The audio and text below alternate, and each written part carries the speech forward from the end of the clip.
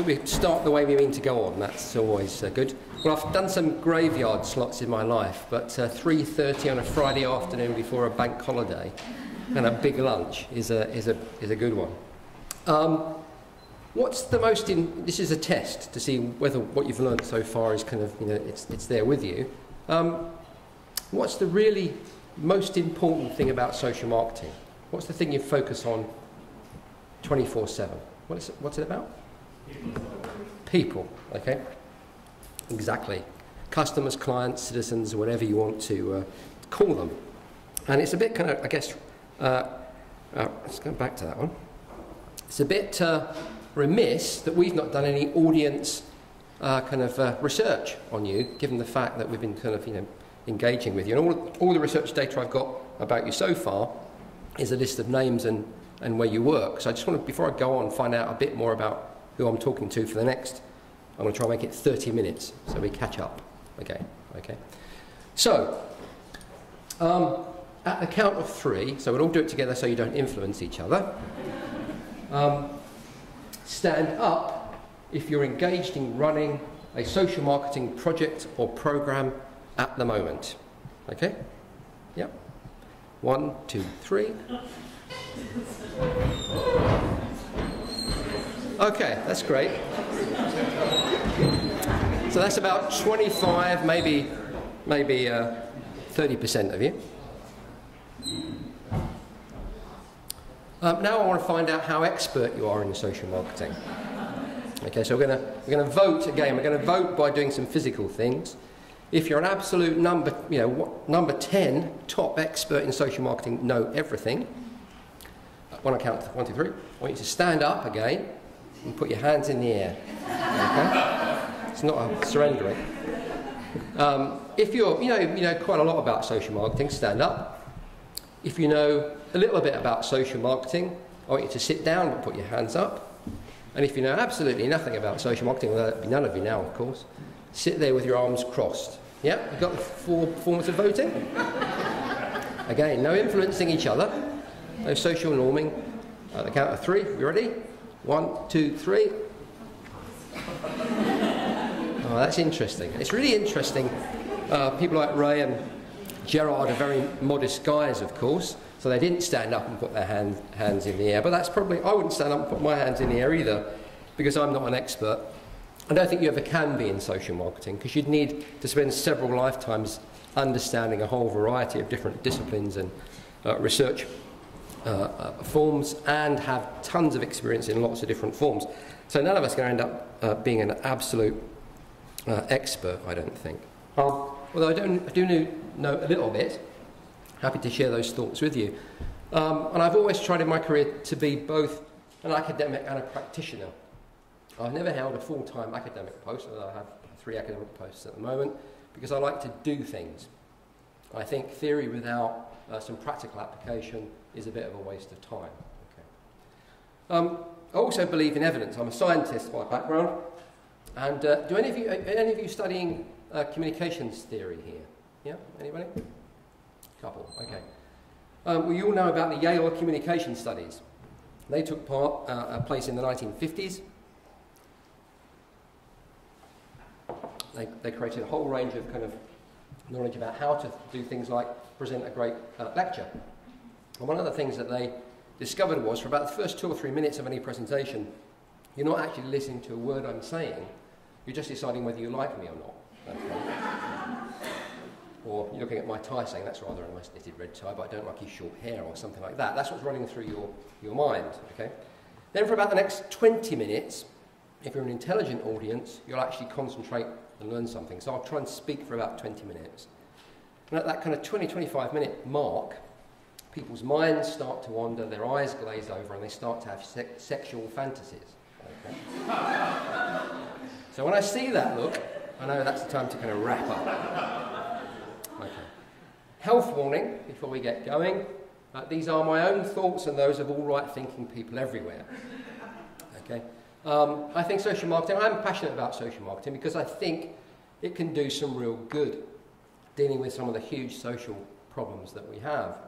But it's a challenge, actually. It's a challenge to current practice, because a lot of what we're doing is crap. Okay? it doesn't work, or we don't know whether it works.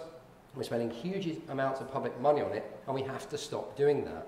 So if you're in social marketing, you're playing two games. The first game is, let's develop better social projects and programs. That's the small game. The big game is, I'm actually here to change the way my organisation works, okay? To make it citizen-centric. That's what the big game is. Only try this at home if you're prepared for a risk. So we've done that one. Okay, this is my second piece of psychographic testing with you. Anybody done this test before? Okay, this is a social marketing kind of mindset test. I've run this with about 5,000–6,000 people now. Okay, so just look at the shapes and colours and decide which one best represents what kind of social marketer you are. Now I'm going to get you to disclose that by putting your hand up, and I'll tell you what it means. Okay? So it's well-validated testing. Anybody think they're a red square? 1, 2. Always 1 or 2. Okay? Usually men. And that's because, I mean, they're really brave, because you're going to put your hand up before you know what's coming. So that's good. Or foolhardy, depending on how you want to look at that. All these things are positive, by the way, none of them are negative. You're obsessed with systematic planning. Okay? You want a good plan, which is one of the disciplines of social marketing. What about mauve triangles? Any mauve triangles? About 10–15%. That's what I would expect. You like a really nice, crunchy, numeric behavioural change target, okay, to hit. What about green squiggly lines? That's excellent. Okay, it's about half. You're obsessed by insight, understanding the customer and the client, true social marketers. What about lovely yellow and golden circles? You don't care about any of that, you're just here for a nice time out.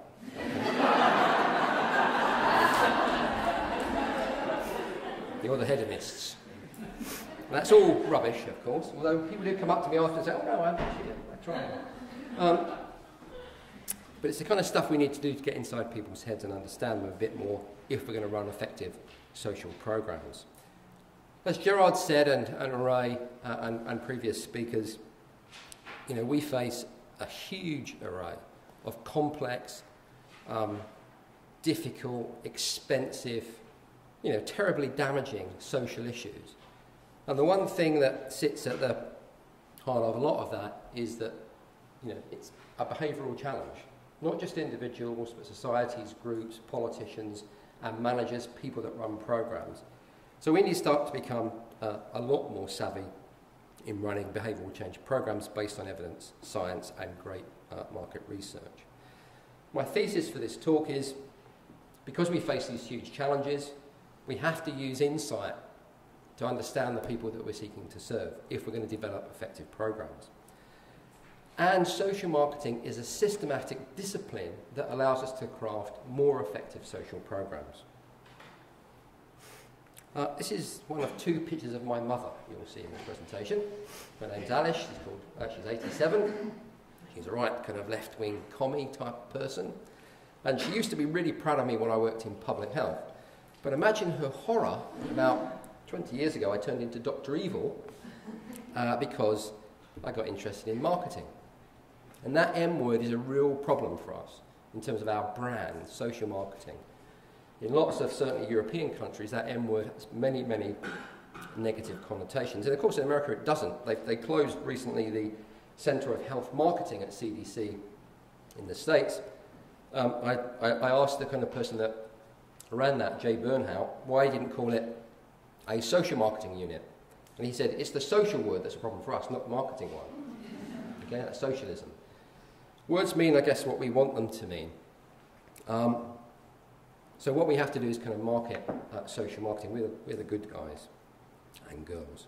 So our job is to apply evidence-driven social marketing, but also market it to non-marketers. That's part of the big game. Okay, and not just in health, as Jim said before. That's too small a sphere of influence for us. I think we have to engage, empower, and inspire people. But what are we talking about? There are definitions, lots of them for social marketing. But when I say social marketing, this is what I'm talking about. I'm not going to go through all of these. You can read this stuff at your leisure. These key concepts and principles, that's what we're talking about. And I'm slightly offended that so many of the flyers from my book have been left on the main counter and not taken. So you can read about that. I'm sure you probably all bought the book, of course, so you don't need one. There you go. But that's kind of unpicked in this thing. So, but we need to be clear about what it is that we are talking about. What is social marketing? Try and drive some of that kind of ambiguity out if we can. It's also about this, as I've already mentioned. It's a systematic planning process. And this is really important, understanding what we're trying to do and how and why, what the evidence says. But this is also really important. There's a kind of duty on us, it seems to me, people using public money often, that we evaluate and learn. And a lot of the time, we don't. I think social marketing is more than just a technical fix. It's a kind of deeply democratic philosophy of practice, which is incredibly respectful of people. It's post-ideological, if you like, pragmatic, centre-ground stuff. There's, I think, a commitment within it for co-development and co-delivery with citizens, but also with other sectors too. And I would include in that the NGO sector and the private sector. And a duty, as I've said, to learn and improve. There's also another big driver, and that's money. These are our two new glorious leaders in the UK. And this is the budget 6 billion drop this year. Cut. Even bigger cuts coming. Okay, so money is going to be tight. Every penny, really important to spend it very wisely. Anybody recognise this guy? No? I've been really impressed if you have. This is Ernest Rutherford, guy who discovered sort of how to split the atom and develop the kind of atomic theory. When he took up his post in Cambridge, new Department of Physics, when he arrived, they said, "Well, we're terribly sorry, Professor, but there's no money for your department whatsoever." And what he said was, "That's fantastic, because now we have to think." Okay? And that's part of the problem. When you've got loads of money to spend on these kinds of things, you just splash it on advertising. You've got no money or little money, you have to think more about using all the other assets that we've got. And we've got huge assets in the public sector. There's also huge opportunities. Citizen power is coming. That's not about, it's not about manipulating citizens, it's about listening to them and working with them now. And that's what they want, that's what they demand, that's what you want, that's what I demand. There's a big demand for effective social programs. Just spending money on stuff now is not going to be maintained or possible. And we've got a lot of new technology going for us as well in terms of social media and so on. So we've got some things on our side, some real big opportunities. It's the last picture of my mother. That's her there, this little girl, on my grandmother's knee. The point of this is populations have changed significantly. Within 2 generations, populations don't react like this population did. Much less compliant, much less trusting of authority. We have to recognise that. People want to be engaged, involved, be part of the solution, as well as a big part of the solution. People don't trust authority anymore. This is the latest survey about who trusts who. Politicians, not surprising, down there, dropping fast. Ordinary man and woman in the street, we trust each other quite a lot, actually. Professors, up here, of course, very trustworthy. Well, they spot the 21% bullshit. And that's you, if you're a civil servant. Okay? People don't automatically listen to us anymore because we're authority figures or experts. Anybody know who this guy is? This is Frederick Hayek. He's a second Nobel Prize winner I've showed you today, economist. And he's a hard numbers kind of guy. And what he shows is that social programs that are developed by experts and driven down through the system don't work.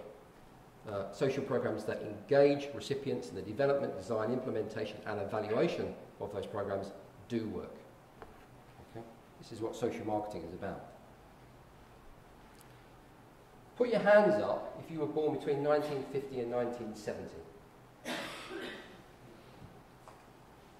Okay, you're called what the marketing people call Generation LX. You've got a load of disposable money, huge capital growth, at least until about a year ago anyway. You're pretty technologically savvy, you're well into older age, and you buy most of the luxury goods. And in most aspects of your life, you get it how you want it. And if you don't, you complain like mad. Okay? Put up your hands if you were born after 1970. You're even worse. Or better, I should say. You're more demanding as citizens. Okay? This is a triumph. It's not a problem. This is great. Okay? Because we ain't going to take it anymore. We want to be in charge. And if we're going to run social programs, we have to work with that. It's not a problem. It's great. Okay? Ever you shop at Amazon? Yeah? A few of us? Try it. It's great. I don't work for them, but it's great. What it says when you go on, it says, Jeff, welcome to your Amazon.com. Relationship. It knows me. It remembers me. It will send me stuff. Make recommendations. Okay. It says, if you're not Jeff French, click here. That's what I'm going to have on my gravestone. That would confuse them. This is about building a long-term relationship with people. Not old-fashioned marketing. Social programs is transactional. We're just going to capture them once, send them something, tell them to do something, they'll do it, problem solved. No. It's about building relationships with people now. Lifetime relationships, not one-off transactions. The business sector know this. It's not about selling something once, it's about building relationships to everything we do, not just a single bite. Okay. Also, demography is not enough. We need better data. Everybody think they can guess who this is? It's this guy. Okay, will you recognise him? It's also this guy. It's the darkness. I would contend that if we're going to run social marketing programs, they have the same demographic, but they ain't the same guys. Okay, we need different approaches. We need to go beyond demographics and epidemiology and other service utilisation data. Okay, these are some real quotes from our alcohol strategy. Gerald will know these very well. This is a bar manager. It's about binge drinking. What causes binge drinking? You only have to look at the price list. This is a quote from a social or a youth worker. Binge drinkers consider it their right, it's a release for the working class to forget their lives. This is classical economic theory, supply side logic. Any economists in the room? Okay, good, I can say what I like. Socio-political logic is this other form of understanding, both incredibly powerful and very useful to us, but as marketeers, social marketeers, we also need this kind of logic to understand it if we're going to have effective social programs. It's a real quote. It's very important to get drunk. I'm spending money and I want to get drunk, and if I don't, it's just a waste of money. Okay, it's just personal contextual logic. There is a logic that we need to understand if we're going to craft programs. If we don't understand this, we just come with our expert view, we're not going to get very far.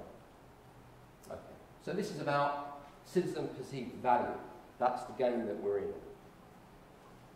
This also means, and often social marketers get down on communications people. You're just sending messages and attitude and knowledge. That's not important. It's about behaviour. Well, if it's about citizen perceived value, we really need to get this stuff right as well. Okay? It's not one or the other. It's all of this stuff. How many sociologists does it take to change a light bulb? No offence to any sociologists in the room. None. It's the world that needs changing, not the light bulb. What do you get when you cross an economist with a psychologist and a member of the mafia?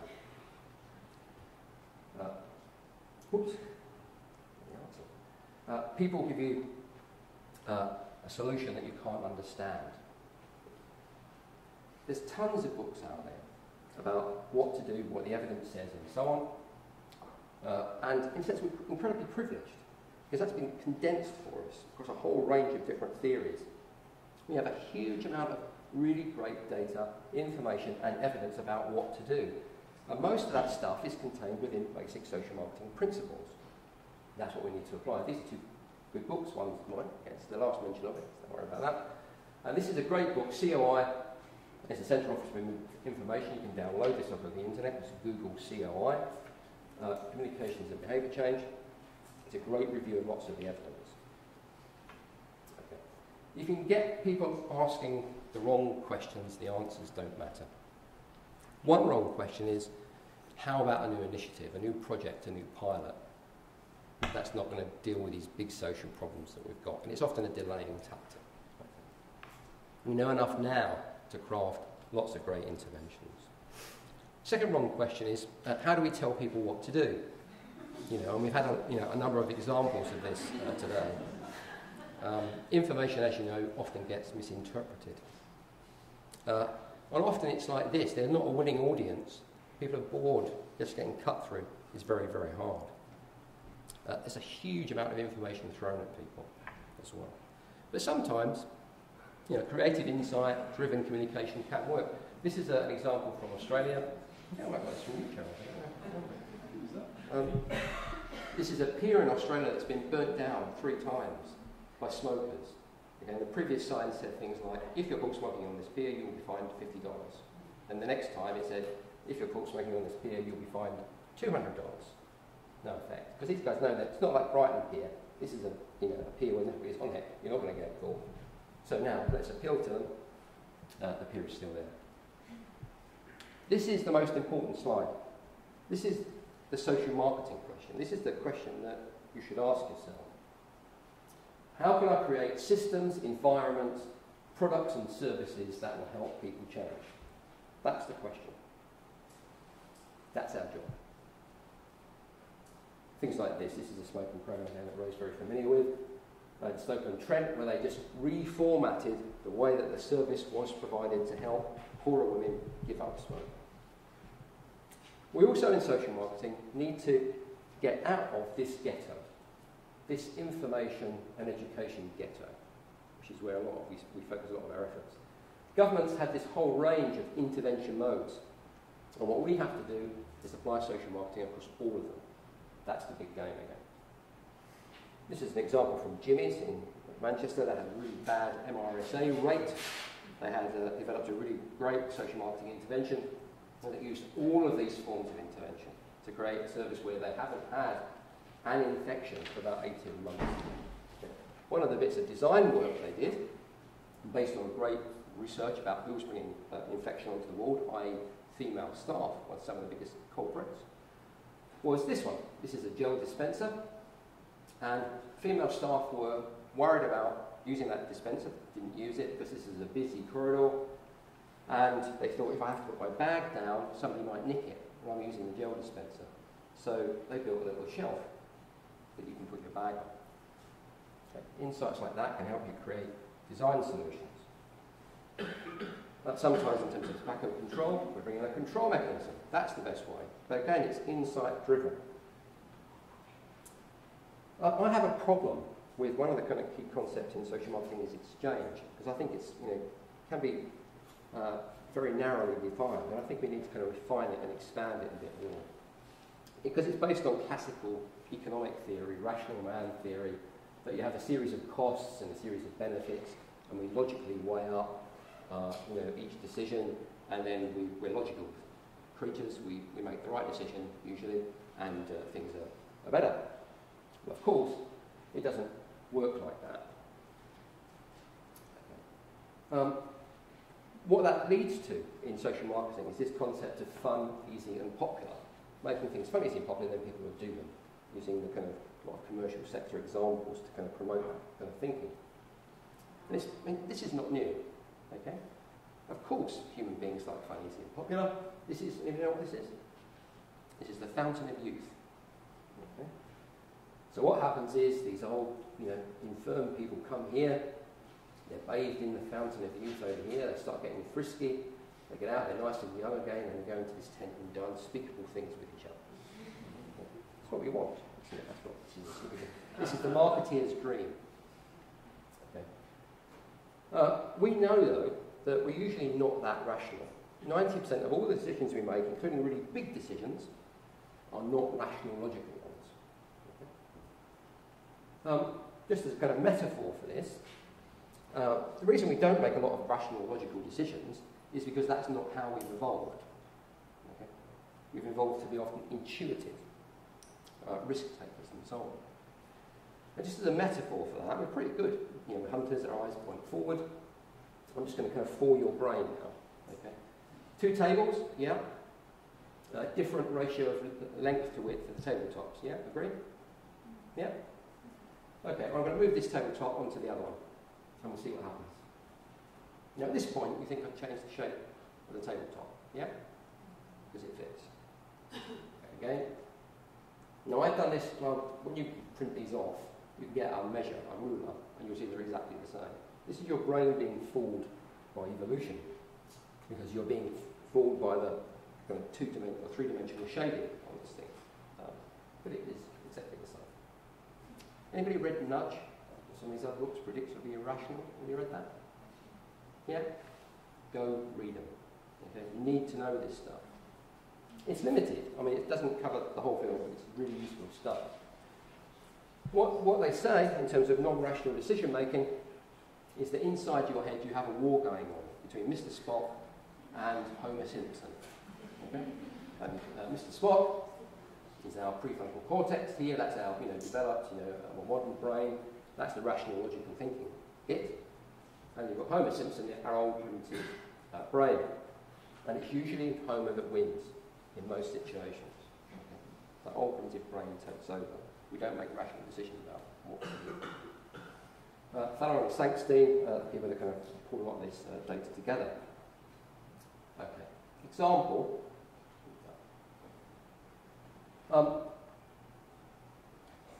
This is a way of dealing with accident and emergency admissions in Torquay. Lots of girls go out, they wear high heels, they get drunk, they fall over, they break their ankles, bang their heads, and so on. What the police do, making it funny and popular, is give out flip-flops, okay, free. Stops girls falling over, banging their heads. They also give them out lollipops. They shut them up. This creates a really great dynamic with the police. This is a good logical one. Don't have to think about this. There's no logical exchange here. We just change the environment, make it very easy. I suppose there is a decision, do I take the free flip-flops and lollipop? That's a decision. So most decisions are like this. Okay. That means as social marketers we also have to create environments. It's not just about individuals, it's about environments in which decisions are made. And things like if you put fruit in the air for checkout, Homer will choose it. If you put donuts, he'll choose it. And the same applies in things like school canteens. Okay? So we're environmental change agents as well, not just individual change agents. But nudges are not enough. They're really useful. There's a whole set of other data and research that we can use to create comprehensive social marketing interventions. And this is a new kind of model I've been working on, which I want to share with you. We can basically incentivise change, or we can penalise people. Okay? As one dimension of this matrix. And the other dimension is an active, logical, thought-through decision versus a non-unconscious or decision. Okay. Now, this is where nudges, liberal paternalism. You don't have to think too much about it and you get a reward in some form. Okay. Example being the savings default scheme. You want to encourage people to save in company pension schemes or public sector pension schemes, just make it default. You're in the system unless you actively opt out. Yeah. Over here, we have a hug. So this is actually, there's an incentive, but you have to think a bit more about it. So this is a financial reward for not smoking. Give up smoking and we'll give you some tokens or some money over a period of time. Trade off that benefit for that cost. Then over here you've got what I call shoves. So this is, you don't have to think too much, but you get a negative reward, a negative kind of input. So things like a speed bump. Okay? You drive over, you don't have to think, drive over it, bang. Let's slow down. And up here you've got smacks.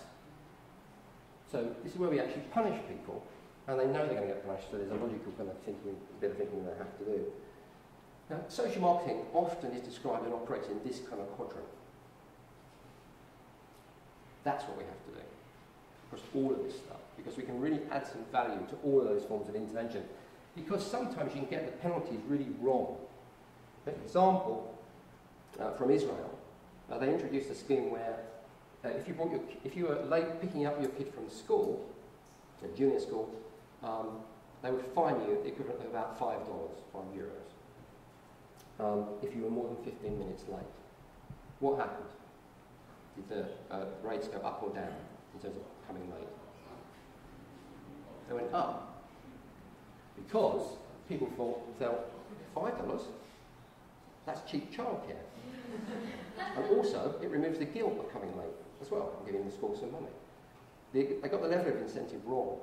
Okay, so social marketing what would it have done?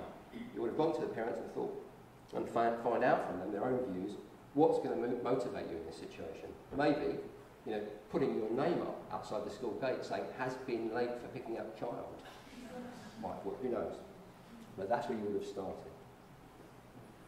Okay, so sometimes it's not just about fun, easy and popular. Sometimes we have to be horrible, hard and shameful to make people, if the research tells us that's what we have to do. In terms of social practice, things like the Think campaign. If you're a young man and you drink, drive and we catch you, we're going to jump all over you. Okay? Why? Because we know that that's what will motivate young men not to do that. Okay, so I can see that glazed look going now.